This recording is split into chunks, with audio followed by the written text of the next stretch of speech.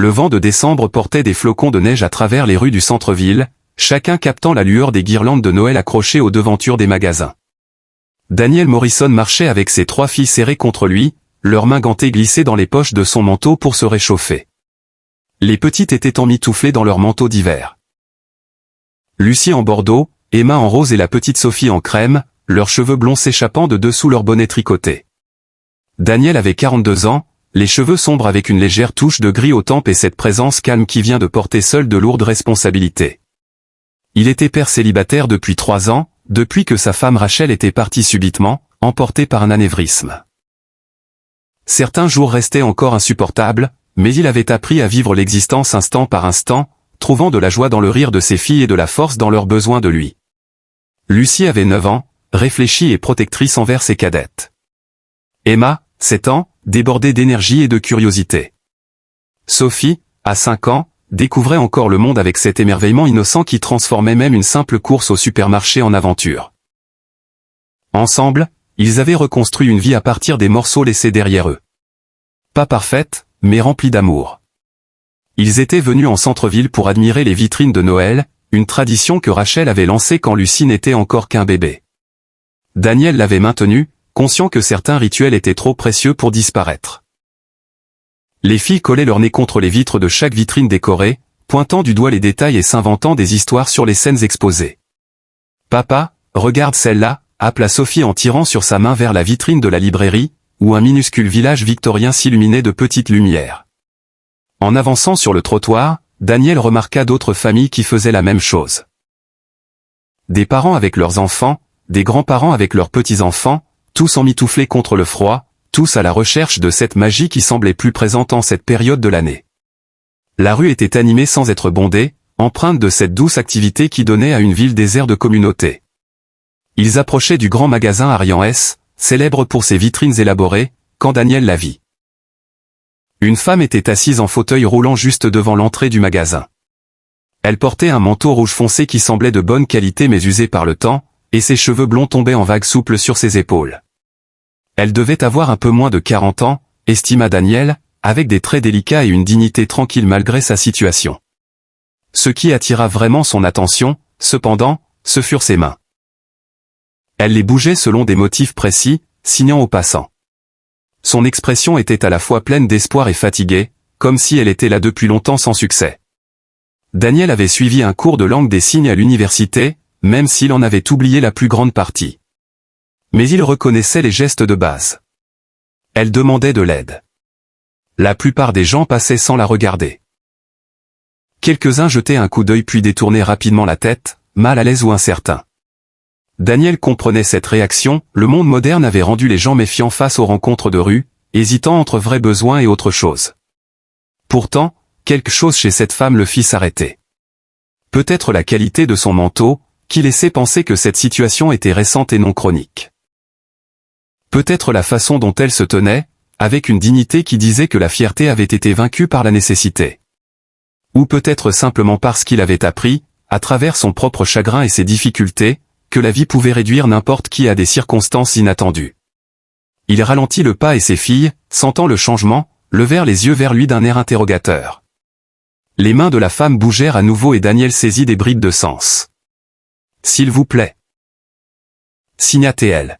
« Aidez-moi. » Lucie l'avait remarqué aussi. « Papa, pourquoi elle fait des gestes avec ses mains ? » « Elle utilise la langue des signes, ma chérie. C'est comme ça que communiquent les personnes qui n'entendent pas ou ne parlent pas. » Emma se rapprocha de son père.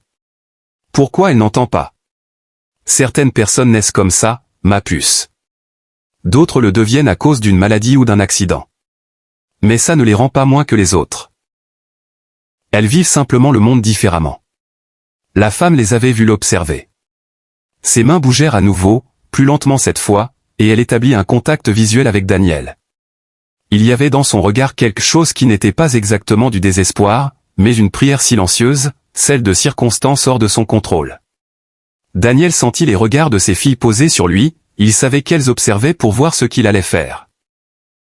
C'était l'un de ces moments, comprit-il, où les enfants apprennent davantage par l'exemple que par les explications. Ce qu'il ferait ensuite leur enseignerait plus sur la compassion et la dignité humaine que n'importe quel discours. Il s'approcha lentement pour ne pas l'effrayer et s'agenouilla pour être à sa hauteur. Ses filles se regroupèrent derrière lui, curieuses et un peu hésitantes. L'expression de la femme passa de la surprise à un espoir prudent. Ses mains posèrent une question et, bien que Daniel ne comprit pas tout, il saisit le sens général. Il leva les mains en signe d'excuse et parla lentement, en veillant à ce qu'elle puisse lire sur ses lèvres. « Je suis désolé. Je ne connais qu'un peu la langue des signes. » « Pas assez. » Elle hocha la tête, comprenant, et fouilla dans un sac posé à côté de son fauteuil. Elle en sortit un petit carnet et un crayon, ses gestes gracieux malgré le froid qui devait engourdir ses doigts. Elle écrivit quelque chose et tourna le carnet vers lui. « Je m'appelle Catherine Reed. J'ai perdu l'audition et l'usage de mes jambes il y a 6 mois dans un accident de voiture. Mon assurance est épuisée. J'essaie de réunir de l'argent pour mes médicaments et mes séances de rééducation. Je ne demande pas grand-chose. Juste ce que vous pouvez donner. Que Dieu vous bénisse d'avoir arrêté. » Daniel lut attentivement, conscient que ses filles lisaient par-dessus son épaule. Il regarda Catherine vraiment, et vit au-delà de la situation immédiate la personne qu'elle était. Il vit quelqu'un qui avait probablement eu une vie très différente 6 mois plus tôt. Quelqu'un qui luttait pour garder sa dignité tout en demandant de l'aide à des inconnus. Quelqu'un qui lui rappelait douloureusement que le destin pouvait frapper n'importe qui à tout moment. La petite voix de Sophie s'éleva derrière lui. « Papa, elle a l'air triste. On peut l'aider. » Daniel porta la main à son portefeuille, mais même en le faisant, il savait que l'argent seul n'était pas vraiment ce dont elle avait besoin. L'argent pouvait aider pour un jour, peut-être une semaine, mais pas résoudre le vrai problème. Cette femme avait besoin de plus qu'un don. Elle avait besoin qu'on la voie comme une personne, pas comme un problème. Une idée germa dans son esprit. Elle était probablement irréaliste. Elle allait certainement compliquer sa vie déjà compliquée. Mais parfois, la bonne chose à faire était aussi la plus difficile. Il sortit un billet de 20 € et le donna à Catherine. Puis il prit son carnet et son crayon et écrivit son propre message. « J'aimerais vous aider vraiment. Accepteriez-vous de prendre un café avec moi et mes filles? Parlons de ce dont vous avez réellement besoin. Sans aucune condition. Je vous promets que nous sommes des gens sûrs. Mes filles peuvent en témoigner. » Il tourna le carnet vers elle et observa son visage pendant qu'elle lisait. Il vit la surprise, puis la méfiance, puis une lueur qui pouvait ressembler à de l'espoir tempéré par l'expérience. Elle regarda ses filles, qui se tenaient là avec de grands yeux curieux. Lucie lui adressa un sourire encourageant. Emma agita la main. Sophie la fixait simplement avec la franchise inconsciente des tout-petits. Catherine signa une question. Daniel secoua la tête. « Désolé, je ne comprends pas. » Elle écrivit à nouveau. « Pourquoi feriez-vous ça? Vous ne me connaissez pas. » Daniel prit le crayon. « Parce qu'il y a 6 mois vous aviez probablement une vie normale. Parce que ça pourrait aussi bien être moi assis là. Parce que mes filles regardent et je veux qu'elles apprennent qu'on aide les gens quand on peut. Parce que c'est presque Noël et personne ne devrait être seul dans la rue. » Il marqua une pause, puis ajouta une dernière ligne. « Parce que ma femme est morte il y a 3 ans et je me souviens de ce que ça faisait quand les gens nous ont aidés au moment où nous en avions le plus besoin. » Catherine lut ces mots et ses yeux s'emplirent de larmes. Elle hocha lentement la tête puis écrivit. « Un café serait agréable. Merci. » Il y avait un café un peu plus loin dans la rue, un endroit appelé Murphy's que Daniel et les filles fréquentaient souvent. Il avait de grandes fenêtres, des banquettes confortables et un personnel patient qui ne s'offusquait pas quand Sophie renversait son chocolat chaud ou quand Emma parlait trop fort. Daniel se plaça derrière le fauteuil de Catherine, elle lui montra comment relâcher le frein et le manœuvrer correctement. Les filles marchaient à côté, bavardant entre elles à propos de ce tournant inattendu dans leur soirée. À l'intérieur de Murphy's, ils prirent une grande banquette d'angle. Daniel aida Catherine à passer du fauteuil à la banquette, surpris de voir à quel point cela lui semblait naturel une fois qu'elle lui eut montré comment faire. Les filles s'installèrent en face, Lucie au milieu, reprenant naturellement son rôle de grande sœur responsable. Linda, la serveuse qui les connaissait bien, s'approcha avec les menus et son habituel sourire chaleureux. Si elle fut surprise par leur groupe inhabituel, elle n'en montra rien. Des années de service l'avaient sans doute habituée à ne pas juger les gens sur les apparences. Ils commandèrent du café pour les adultes, du chocolat chaud pour les filles et un assortiment de pâtisseries à partager. Catherine tenta de protester pour la nourriture, mais Daniel balaya l'objection d'un geste. On ne boit pas de café sans quelque chose de sucré. C'est la règle de la maison. Une fois les commandes passées et Linda repartie, Catherine reprit son carnet et commença à écrire. Daniel observa les lettres qu'elle formait avec soin, son écriture élégante malgré l'angle inconfortable et le froid qui devait engourdir ses mains. Je ne sais pas quoi dire à part merci. La plupart des gens ne me regardent même pas. Je suis dehors depuis 3 heures aujourd'hui et vous êtes la première personne à vous arrêter. Daniel sentit une oppression familière dans sa poitrine, la même que chaque fois qu'il était confronté à une souffrance humaine inutile. Racontez-moi ce qui s'est passé. Si vous vous sentez à l'aise pour partager. Catherine écrivit pendant plusieurs minutes, s'interrompant parfois pour boire une gorgée de café. Son histoire apparut par fragments, chaque phrase un petit morceau d'une tragédie plus vaste.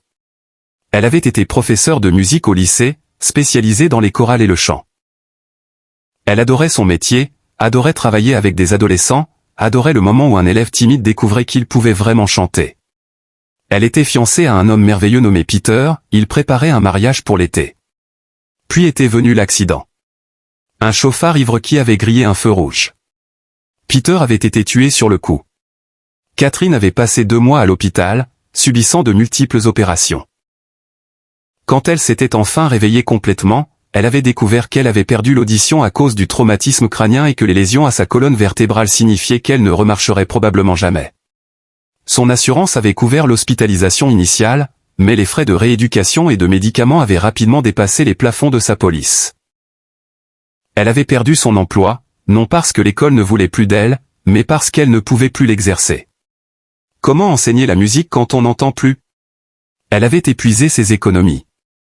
Ses parents, âgés, vivaient avec une petite retraite et ne pouvaient pas l'aider financièrement. Elle avait fait une demande d'aide au handicap, mais le système était lent, et en attendant elle avait des factures à payer et des médicaments à acheter, alors elle s'était mise à demander de l'aide devant les magasins. Ça l'humiliait.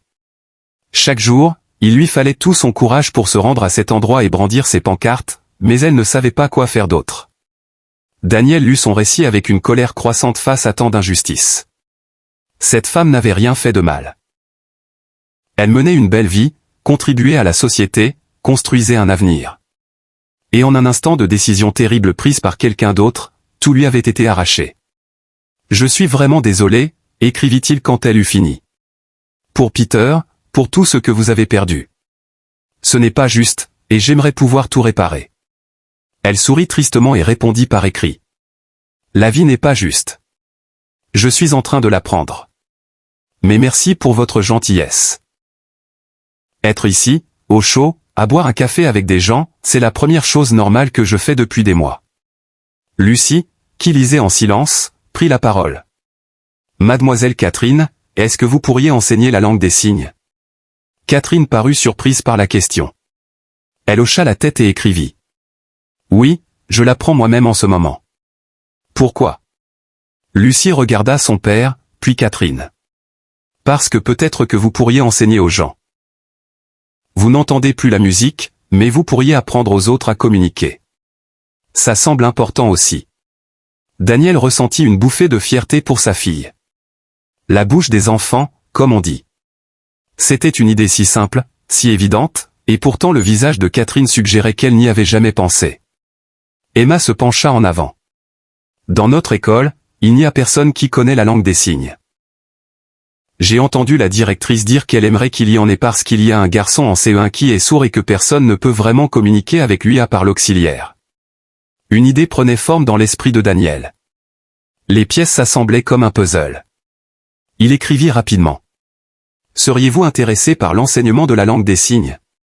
Peut-être en cours particulier, peut-être dans les écoles. Il y a clairement un besoin. » Catherine fixa les mots un long moment. Puis elle écrivit. « Je n'y avais jamais pensé. J'étais tellement concentré sur ce que j'avais perdu que je n'ai pas vu ce que je pouvais encore faire. Vous pensez vraiment que quelqu'un voudrait apprendre avec moi? » Absolument, répondit Daniel par écrit. Et je serai votre premier élève. Moi et mes filles. Nous devrions apprendre la langue des signes. On ne sait jamais quand on rencontrera quelqu'un qui en a besoin. Au cours de l'heure suivante, autour du café, du chocolat chaud et de cœur qui se réchauffaient peu à peu, ils esquissèrent un plan. Daniel parlerait à l'école de ses filles pour proposer Catherine comme intervenante pour des ateliers de langue des signes en périscolaire. Il l'aiderait à monter une petite activité de cours particulier. Il connaissait des gens, des parents d'élèves, des collègues architectes, des amis du quartier. Il pourrait faire passer le mot. Mais plus immédiatement, il lui proposa quelque chose de plus simple. Mon cabinet commence une rénovation sur un centre communautaire. C'est un chantier de 6 mois. Ils ont besoin de quelqu'un pour coordonner les échanges entre les entrepreneurs, le comité de quartier et notre bureau, travail administratif surtout, planning, prise de notes, organisation d'informations. Ça ne nécessite pas d'entendre, juste de l'attention aux détails et de bonnes compétences en communication. Cela vous intéresserait ? Les mains de Catherine tremblèrent quand elle écrivit. Vous m'offrez un emploi ? Je vous offre la possibilité de passer un entretien pour un poste. C'est différent, mais oui. Si vous êtes qualifié et intéressé, je pense que vous seriez très compétente. Le salaire n'est pas exceptionnel, mais il est régulier et il inclut des avantages, dont une mutuelle santé. Elle posa le crayon et se couvrit le visage avec les mains. Ses épaules tremblèrent et Daniel comprit qu'elle pleurait. Ses filles parurent alarmées, mais il leur fit signe de rester assises et posa simplement une main douce sur le bras de Catherine. Au bout d'un moment, elle baissa les mains et écrivit, les larmes coulant encore. Je ne comprends pas pourquoi vous faites ça. Vous ne me connaissez pas. Je pourrais être n'importe qui. Daniel reprit le crayon une dernière fois. Vous n'êtes pas n'importe qui. Vous êtes quelqu'un qui avait une vie, qui l'a perdue sans rien avoir fait de mal, et qui essaie de la reconstruire. Vous êtes quelqu'un qui garde sa dignité dans une situation indigne. Vous êtes quelqu'un qui, il y a 6 mois, aidait probablement ses élèves sans y réfléchir à 2 fois. Maintenant c'est votre tour d'être aidé. Laissez les gens vous aider, Catherine. Laissez-moi vous aider. L'entretien eut lieu 2 jours plus tard au cabinet de Daniel. Catherine arriva en avance, habillée de manière professionnelle malgré la difficulté de manœuvrer son fauteuil dans les rues enneigées. Daniel avait organisé un transport adapté pour qu'elle n'ait pas à lutter seule. Son patron, Martin Chêne, était un homme pragmatique qui se souciait davantage des compétences que des circonstances. Il interrogea Catherine en profondeur sur ses capacités d'organisation, son sens du détail, sa capacité à travailler avec des groupes variés. Il parut satisfait de ses réponses, transmises par ses notes écrites et la traduction de Daniel. « Quand pouvez-vous commencer » demanda Martin à la fin. Catherine écrivit, la main légèrement tremblante. « Immédiatement, si vous avez besoin de moi. Lundi. 9 heures. Ça vous va ?» Elle hocha la tête. Et quand elle regarda Daniel, il vit quelque chose qu'il n'avait pas vu lors de leur première rencontre, de l'espoir.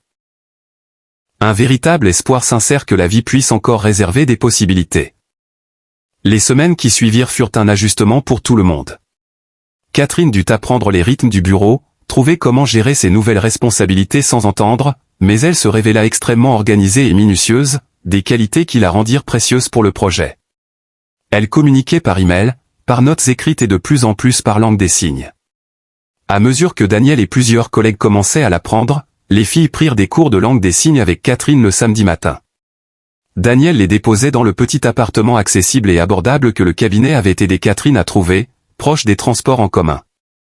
Il revenait quelques heures plus tard et trouvait ses filles en train de parler, avec les mains, et excitées par cette nouvelle forme de communication. Lucie y prenait naturellement, son esprit réfléchi appréciant le casse-tête d'une nouvelle langue. Emma s'y jetait avec enthousiasme, même si ce n'était pas toujours très juste. Sophie, à 5 ans, apprenait comme les jeunes enfants, par imitation et par le jeu, sans peur de se tromper. Daniel apprenait aussi, plus lentement, mais avec détermination. Il voulait pouvoir communiquer directement avec Catherine, sans passer par des notes ou la lecture labiale. Il voulait que ses filles voient que l'on n'arrête jamais d'apprendre, que les adultes peuvent encore grandir et changer. À mesure que l'hiver s'installait profondément en décembre, Catherine devint une présence régulière dans leur vie. Elle venait dîner des pizzas chez eux, dans leur modeste maison en banlieue. Elle assistait au concert de Noël de Lucie et au spectacle de fin d'année de la maternelle de Sophie. Elle enseignait quelques signes de base aux collègues de Daniel pendant les pauses déjeuner, créant une petite communauté de personnes capables de la saluer, de la remercier, de lui demander comment elle allait dans sa propre langue. Le projet du centre communautaire avançait bien grâce à sa coordination. Martin Chêne, impressionné par son travail, commençait à parler de lui trouver un poste permanent une fois le chantier terminé. Le nuage de désespoir financier qui pesait sur Catherine se dissipait peu à peu. Mais plus encore que l'emploi ou l'argent, ce qui changea le plus profondément chez elle fut l'isolement. Elle n'était plus seule, plus invisible. Elle avait des gens qui la voyaient, qui la valorisaient, qui communiquaient avec elle d'égal à égal. Un samedi après-midi de mi-décembre, après la leçon de langue des signes des filles, Catherine fit signe à Daniel de rester un instant. Les filles allèrent jouer dans la petite cour visible depuis la fenêtre, laissant les adultes seuls un moment. Catherine sortit son carnet, mais au lieu d'écrire, elle signa lentement, donnant à Daniel le temps de comprendre. « Merci pour tout. Pour m'avoir vu. Pour m'avoir aidé. Pour avoir appris à vos filles à voir les gens comme moi comme des personnes. » Daniel répondit en signant, ses gestes prudents et appliqués. « C'est vous qui nous avez aidés aussi. Vous nous avez rappelé que la gentillesse compte, que la communauté compte, que nous sommes tous simplement des gens qui essaient de traverser la vie. » Elle sourit et signa encore. « Votre femme, Rachel, elle serait fière du père que vous êtes. » Daniel sentit des larmes inattendues lui monter aux yeux. Il hocha la tête, incapable de répondre tout de suite. Enfin, il signa. « Je l'espère. J'essaie de faire de mon mieux. Votre mieux est très bien. » Ils restèrent assis dans un silence confortable.